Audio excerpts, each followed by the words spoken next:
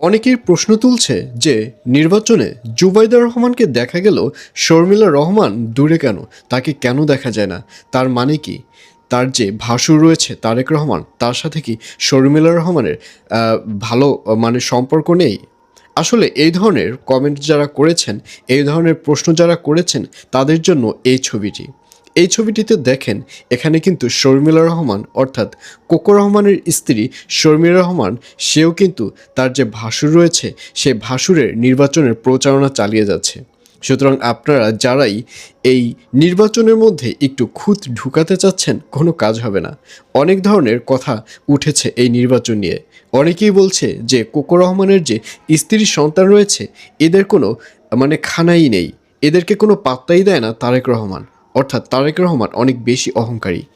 এই ধরনের কথা যারা বলছেন, তাদের একদম মুখে চুন দিয়ে দিল এই ছবিটিতে দেখা যাচ্ছে যে শর্মিলা রহমান, সে তার যে ভাসুর রয়েছে তারেক রহমান, তার নির্বাচন প্রচারণা করছে। এবং শুধু এটা নয়, শর্মিলা রহমানের যে দুটো মেয়ে রয়েছে, মেয়ে সন্তান, তারাও কিন্তু তারেক রহমান অর্থাৎ তার বড় চাচ্চুর ব্যাপারে অনেক প্রশংসনীয় কথা বলেছে, যে বড় চাচ্চু তাদের অনেক খোঁজ খবর রাখে।